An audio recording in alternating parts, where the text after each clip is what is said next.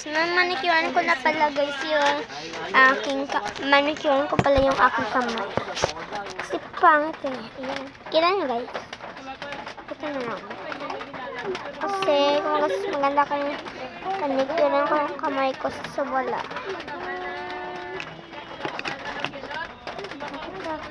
Big na naman. Kung di abot yung video ko dito guys, part 2 na lang.